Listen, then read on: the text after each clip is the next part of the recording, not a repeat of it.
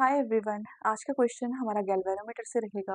Question solve करने से पहले हम क्वेश्चन में यूज़ होने वाले कुछ इंपॉर्टेंट पॉइंट्स डिस्कस करेंगे। जैसे मान लीजिए बेटा, आपके पास एक्सटर्नल मैग्नेटिक फील्ड में एक करंट कैरिंग कॉइल प्लेस्ड है।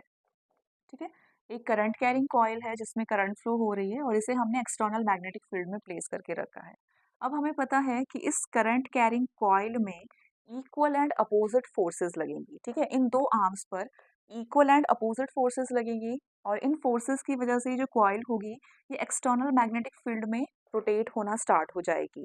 ठीक है, यानी कि इस करंट कैरिंग कॉइल पर टॉर्क लगेगी एंड टॉर्क की वैल्यू होगी NIAB साइन थीटा के इक्वल, वेयर एन इस कॉइल के टोटल नंबर ऑफ टर्न्स होंगे, आई है इस कॉइल में से फ्लो होने वाली करंट की वैल्यू, ए है area of the coil and B is the value of the magnitude of the external magnetic field और थीटा है करंट और एक्सटर्नल मैग्नेटिक फील्ड के बीच में एंगल। ठीक है, अब देखो बच्चे, NIA इसे हम magnetic moment of the coil भी कहते हैं, तो ये बन जाएगा NB साइन थीटा के इक्वल या फिर torque is equals to M cross B। ठीक, यानी कि अगर आप किसी करंट कैरिंग कॉइल को एक्सटर्नल मैग्नेटिक फील्ड में प्लेस करते हो तो करंट कैरिंग कॉइल पर टॉर्क फील होगी। ठीक है, या फिर टॉर्क लगेगी एंड टॉर्क की वैल्यू आप इस इक्वेशन से निकाल सकते हो। ठीक, अब देखो बच्चे, इस प्रिंसिपल का यूज हम करेंगे मूविंग कॉइल गैल्वेनोमीटर में। ठीक है, गैल्वेनोमीटर का यूज किया जाता है किसी सर्किट में स्मॉल करंट को डिटेक्ट करने के लिए। गैल्वेनोमीटर में हम इस तरह की रेडियल मैग्नेट्स का यूज करते हैं।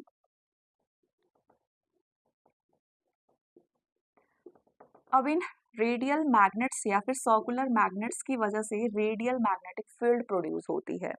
ठीक, अब इस रीजन पे इस तरह की कॉइल को रखा जाता है जिसमें से करंट पास होती है। अब देखो बच्चे, हमने रेडियल मैग्नेटिक फील्ड का यूज क्यों किया। देखो, टॉर्क की वैल्यू मैक्सिमम होगी जब साइन थीटा की वैल्यू मैक्सिमम होगी, यानी कि साइन थीटा 90 होना चाहिए। अब देखो, एरिया और मैग्नेटिक फील्ड के बीच में अगर एंगल 90 डिग्री होगा तो उस केस में मैक्सिमम टॉर्क का एप्लीकेशन होगा। ठीक है, अब मैग्नेटिक फील्ड जो है वो रेडियल है। इस तरह से मैग्नेटिक फील्ड कैसी है, रेडियल, यानी कि हर एक पॉइंट पे और हर एक टाइम पे एक्सटर्नल मैग्नेटिक फील्ड और एरिया के बीच में एंगल रहेगा 90 डिग्री। ठीक है, जब एरिया 90 डिग्री के इक्वल होगा तो मैक्सिमम टॉर्क का एप्लीकेशन रहेगा इस कॉइल में, राइट। तो टॉर्क की वैल्यू मैक्सिमम रखने के लिए हमने यहाँ पे रेडियल मैग्नेटिक फील्ड का यूज किया है। अब देखो बच्चे, जब इस कॉइल में से करंट पास होगी तो कॉइल जो होगी वो घूमना स्टार्ट होगी। ठीक है, अब देखो इस कॉइल के साथ हमने एक स्प्रिंग के साथ एक नीडल को अटैच करके रखा है, राइट। जब करंट की वैल्यू जीरो होगी तो टॉर्क की वैल्यू भी जीरो होगी, लेकिन जब इस कॉइल के थ्रू करंट पास होगी तो कॉइल जो होगी वो एक्सटर्नल मैग्नेटिक फील्ड में रोटेट होना स्टार्ट हो जाएगी, घूमना स्टार्ट हो जाएगी। ठीक है, यानी कि इसमें टॉर्क डेवलप होगी।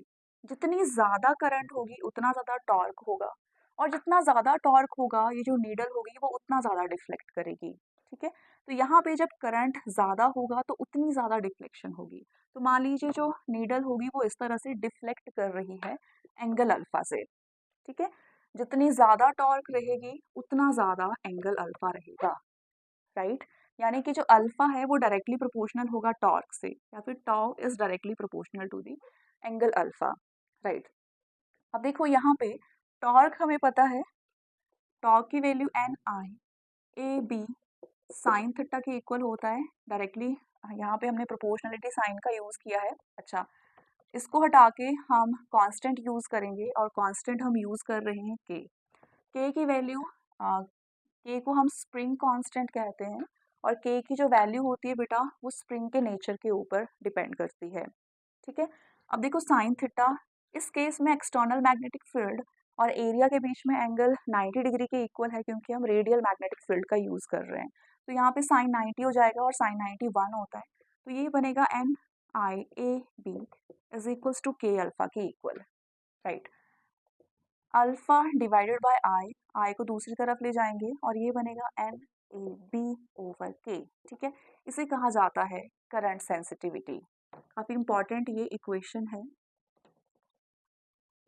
अगर आपसे करंट सेंसिटिविटी की वैल्यू पूछी है तो आप इस फॉर्मूले का यूज़ करेंगे, राइट। अब नेक्स्ट देखो बेटा, हमने अच्छा इस स्प्रिंग का यूज क्यों किया है? देखो, जब सर्किट में करंट फ्लो होगी तो यहाँ पे इस तरह से डिफ्लेक्शन प्रोड्यूस होगा, राइट? अब देखो, इस नीडल ने वापस से अपनी इनिशियल पोजीशन पे वापस आना है, ठीक है? तो इसको अपनी इनिशियल पोजीशन पर वापस लाने के लिए हमने यहाँ पे स्प्रिंग का यूज किया है, ठीक? यहाँ पे इस तरह से स्केल रहती है, जितना ज़्यादा करंट होगा उतना ज़्यादा डिफ्लेक्शन होगा, जितना करंट रहेगा उतना कम डिफ्लेक्शन डिफ्लेक्शन रहेगा। और इसको अपनी इनिशियल पोजीशन पर वापस लाने के लिए हम स्प्रिंग का यूज़ करते हैं, क्योंकि स्प्रिंग में यहाँ पे रिस्टोरिंग टॉर्क प्रोड्यूस हो जाती है। अब नेक्स्ट हम देखेंगे कि कैसे आप गैल्वेनोमीटर को एमीटर में चेंज करते हो और वोल्ट मीटर में चेंज करते हो, ठीक है?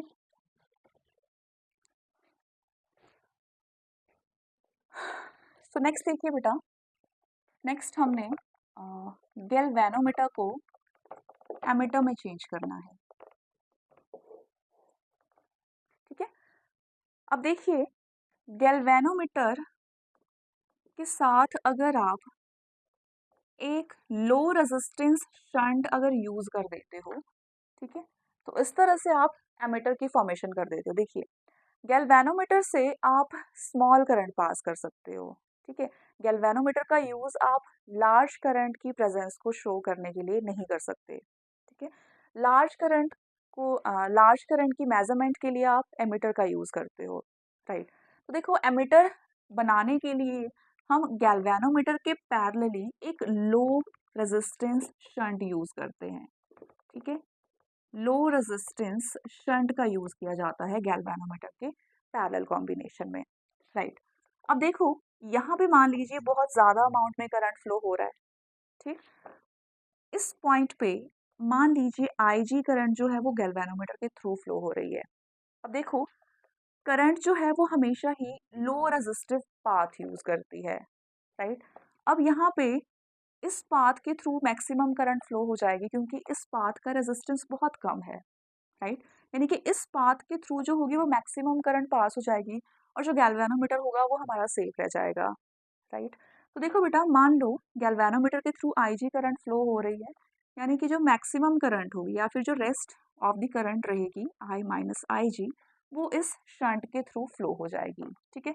और शंट की वैल्यू मान लीजिए एस के इक्वल है, राइट?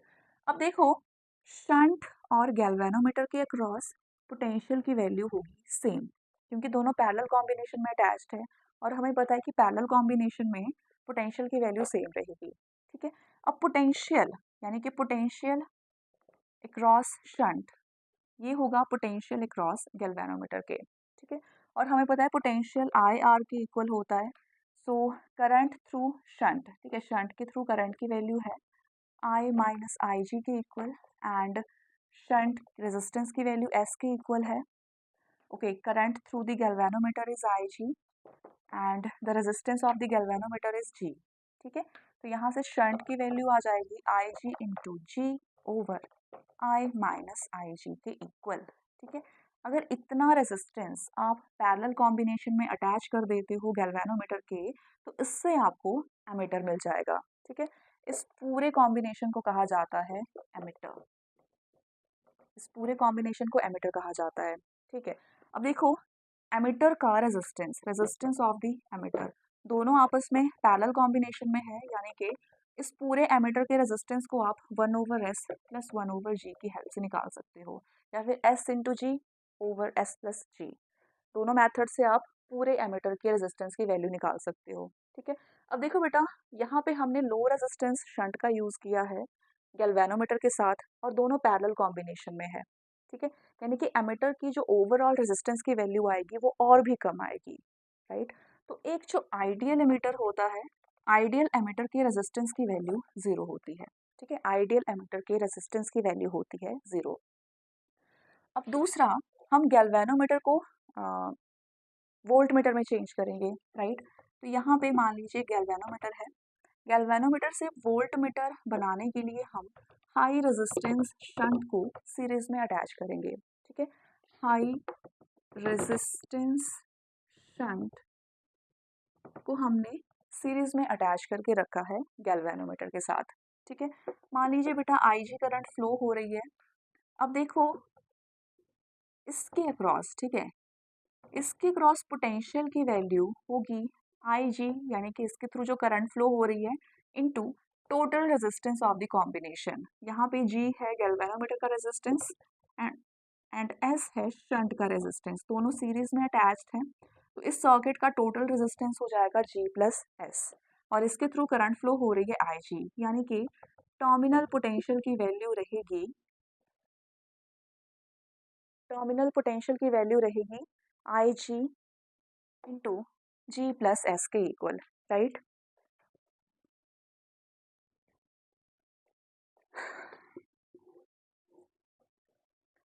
राइट, तो देखो बेटा, यहाँ से मुझे मैं शंट की वैल्यू निकाल सकती हूँ। अब देखो यहाँ पे शंट की वैल्यू बहुत ज़्यादा रखी जाती है, और जो आपका वोल्ट मीटर होगा, ठीक है, इस पूरे सेटअप को कहा जाता है वोल्ट मीटर, और ये किसी सॉकेट में पोटेंशियल की वैल्यू को मेजर करने के लिए किया जाता है, ठीक है, इसका यूज़।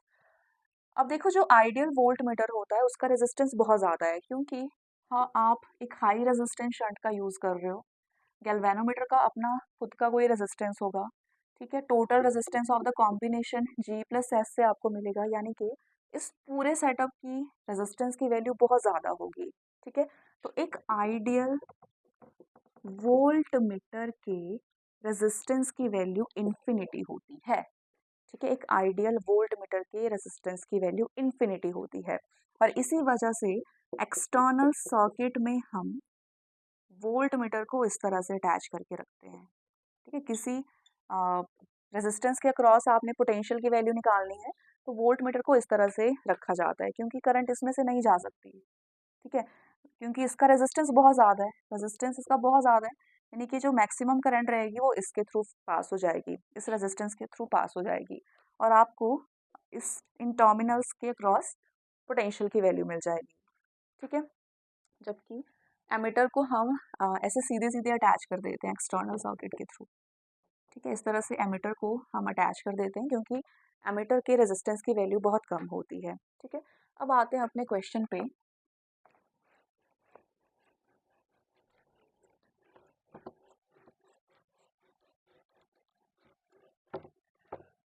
देखिए बेटा, क्वेश्चन में गिवन है a galvanometer has a resistance of 96 ohm, ठीक है। गैल्वेनोमीटर के रेजिस्टेंस की वैल्यू 96 ओहम के इक्वल दे रखी है, and it is desire to pass 4% of the total current. फिर से बना देती हूँ, राइट। आपके पास क्वेश्चन में एक गैल्वेनोमीटर है जिसके रेजिस्टेंस की वैल्यू 96 ओहम की इक्वल दे रखी है। अच्छा, इसको एमीटर में चेंज करने के लिए मैंने लो रेजिस्टेंस शंट का यूज़ किया है, और हमसे इस लो रेजिस्टेंस शंट की वैल्यू पूछी गई है। मान लीजिए टोटल करंट I फ्लो हो रही है, और इस करंट में बेटा ये गिवन है कि सिर्फ 4% जो है वो करंट फ्लो हो रही है, ठीक है। 4% of the total current is passing through the galvanometer, यानी कि 4% of I is passing through the galvanometer. तो ये बना 4/100 ऑफ I, यानी कि 0.04 I, ठीक है। इतना करंट जो है वो गैल्वेनोमीटर के थ्रू पास हो रहा है, 0.04 ऑफ I, इतना करंट गैल्वेनोमीटर के थ्रू पास हो रहा है, ठीक है। 4% करंट गैल्वेनोमीटर के थ्रू गया, यानी कि रेस्ट ऑफ द 96% करंट जो है वो शंट के थ्रू निकल गया, ठीक है।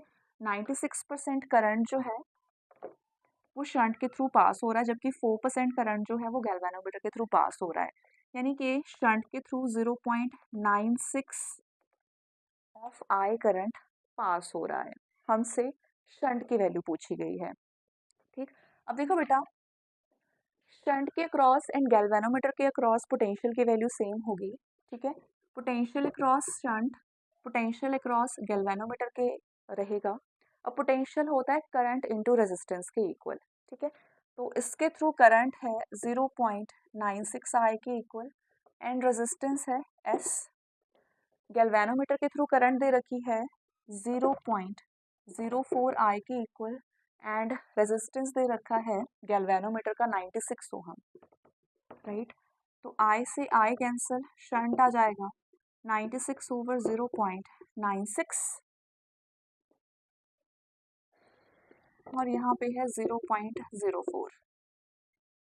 डेसिमल हटाऊंगी, यहाँ पे 100, इधर भी 100, 100 से 100 कैंसिल, 96 से 96 कैंसिल, यानी कि शंट की वैल्यू आ रही है 4 ओहम के इक्वल। ठीक है, अगर आप इतना रेजिस्टेंस गैल्वेनोमीटर के पैरेलल कॉम्बिनेशन में अटैच कर देते हो तो इससे हमें एमीटर मिलेगा। ठीक है, और यहाँ पे इसकी वजह से 4% करंट जो होगा वो गैल्वेनोमीटर के थ्रू पास होगा एंड रेस्ट ऑफ द 96% जो करंट होगा वो शंट के थ्रू पास होगा। तो ये था हमारा क्वेश्चन जो कि गैल्वेनोमीटर से था। Thank you.